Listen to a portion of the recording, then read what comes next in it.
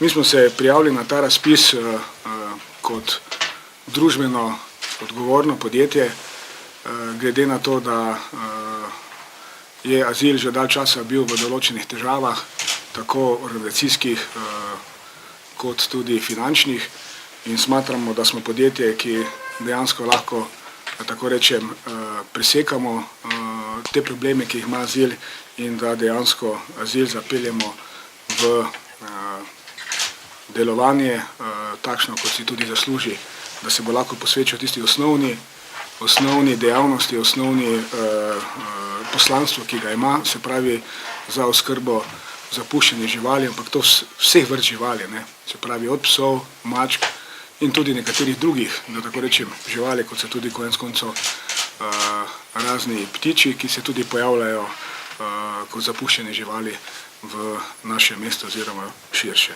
Jutri se nam obeta v Mariboru še en shod. Mi se seveda, bi rekel, tega shoda ne bomo udeležili, ne bomo neki kontrashod organizirali, kaj takšnega. Enostavno smatramo, da so to resne stvari, zlasti, ker pa se tudi zgodba azila zdaj že nekaj časa vleče, da to niso stvari, ki bi se reševali na ulici. In tudi mi si želimo naprej, da bomo z vsemi temi društvi, tudi temi novimi društvi, tudi kot je Mačja hiša, čim bolj uspešno in čim bolj konstruktivno sodelovali.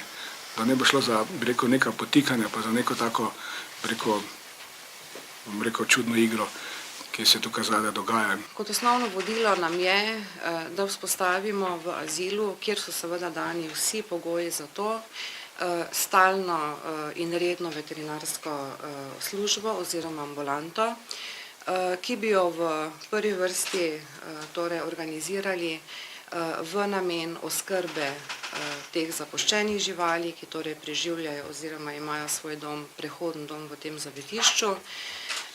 Potem nadalje dolgoročno pa organizirali tudi veterinarsko ambulanto, torej za zunanje uporabnike oziroma lastniške pse.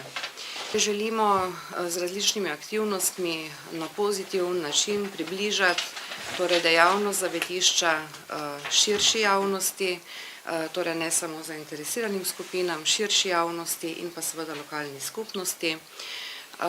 Sem sodijo v prvi vrsti izobraževanja, ozaveščanja, torej javnosti o tem, predvsem v smislu, da žival ni igrača. Izobraževati tudi ciljno skupino, kot so vrtci, osnovne šole, organizirati tudi prevoze in jih torej ozaveščati, vzgajati v zavetišču. Omogoči torej neko ciljno točko srečanja vseh ljubiteljev živali, tudi lastnikov živali in ostale javnosti.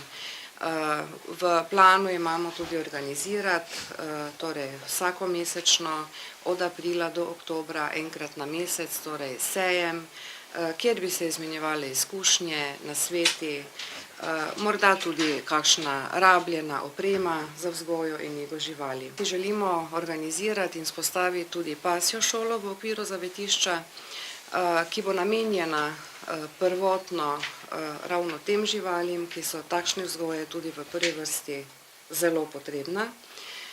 Kajti zavedamo se, da eno takšno vzgojeno žival bo hitreje našla torej posvojitelja kot neka nevzgojena. In v naslednji fazi seveda razširi to pasjo šolo tudi za zunanje uporabnike in lastnike psov. Vzpostaviti si želimo tudi trgovino, specializirano prehrano za živali, opremo za živali, za nego, torej njihovo nego in vzgojo, ki bo organizirana tako na spletni obliki, kot tudi fizični. Kar se tiče evtanazije, tudi to nam je bilo očitano, čeprav ne vem, kje je razbrano, da bomo torej živali po 30 dneh evtanizirali, kar nam pač zakonodaja omogoča. Ne, ravno nasprotno, ravnali bomo že po zglednem načinu dosedanjem v azilu in evtanizirali zgolj tiste živali, ki bi jih seveda za nadaljnjim življenjem mučili in povzročali bolečine, se pravi bolnim in poškodovanim, za katere ne bi bilo primerno, da jih mučimo še dalje. Potrebno pa se je zavedati, da neko sočutje in ljubezen do živali je žal premalo, niso izpolnjeni torej vsi pogoji, da se lahko takšna javna služba uspešno in učinkovito v lokalni skupnosti tudi izvaja. Potrebni so torej še drugi predpogoji, za katere smo prepričani, da jih v podjetju imamo. To so resursi in različnih služb, ki jih imamo že v sklopu svojega sistema zagotovljene in bi lahko torej sinergijsko zelo dobro torej sovpadale z upravljanjem tega zavetišča. Mi želimo, da pridobimo seveda kader, ki ima izkušnje, ki je strokoven na tem področju in seveda so vabljeni vsi zdajšnji oskrbniki, ki so tam, da se prijavijo na ta razpis, se bomo z njimi pogovorili. Snaga že ima sedaj z 8 občin, se pravi, Snaga deluje v 9 občinah, Maribor plus 8 okoliških občin, že sedaj zelo dobre odnose, kontakte, se pravi, že sodelujemo, tako da jaz verjamem, da za eno primerno predstavitve, tudi za eno primerno cenovno politiko na tem področju, se pravi, koliko pač boksov najamejo oziroma je nekako za njih rezervirano, da bomo uspeli pritegniti čim širši del te severovzhodne Slovenije, ki pač nekako gravitira na ta azil.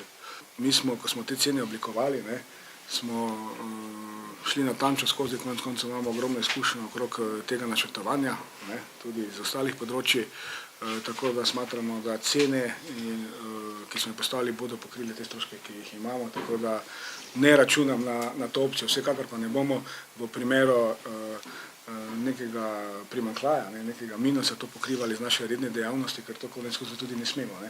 Ampak si bomo v tem primeru pač pogledali, bi rekel, te številke, ta letna poročila, pač se bo potem potrebno z občinami, ki bodo pač tukaj noter vključene, dogovoriti za pač večji letni prispevek za delovanje azila oziroma seveda z večjimi pač poskrbeti za donacije, da objekt ni slabo zgrajen, da je čist vredno zgrajen, da mogoče ki pač treba kakšno zadevo z kakšnim silikonskim kitom, kaj popraviti, kaj takšnega, tako da sem bil, da tako rečem, zadovoljen, da sem dobil takšen odgovor. Seveda pa v osnovi smo računali, pa tudi naprej računamo, da bo treba kako zadevo popraviti, dopolniti, ampak to je ravno tisto, kar vse skozi podarjamo, te sinergijske učinke. Mi imamo tukaj, bi rekel, ekipo za ta razna, bi rekel, popravila, vzdrževanja, od, da tako rečem, avtomobilskega servisa, se pravi, ker tudi tisti njihov kombi je čisto ubogi, trenutno potem do, da tako rečem, vzdrževanja stranišč, pa vse tista tehnika, ki je zraven, potem do, ne vem, zamenjavo, raznih steker in tako dalje.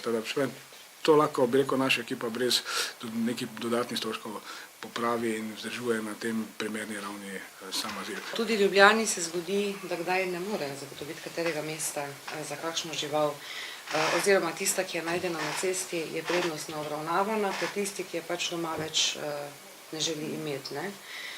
Tako da s tem se srečujejo vsa zavetišča. Zdaj mi smo sicer predvideli tudi recimo hotelske usluge. Tudi to nekje v smislu, namreč ravno v poletnem času se zgodi, da se teh živali znajde največ na cesti, iz vidika ljudi gre tudi na dopuste, ne ve, kaj z njo in jo enostavno prepusti na ulici. Teda tudi to, da bi mogoče tukaj nekako s konkurenčno ponudbo tudi tu omogočili in tudi na ta način morda znižali. To je neki osnovni moto, znižati. Lotili se bomo tudi projekta, se pravi vseh teh projektov korak za korakom, nič ne bo šlo iz danes na jutri, projekta prosto živečih mačk, tega projekta so se lotili tudi v Ljubljani in imajo že uspehe, torej z lovljenjem in sterilizacijo in seveda vrnitvijo v prvotno okolje, tako kot tudi sam pravilnik in zakonodaja predvideva. Zdaj pa težko je reči o številkah, kaj se bo zgodilo, težko je predvideti, koliko bo tega, a kdaj ne bomo mogli za katero žival poskrbeti ali ne.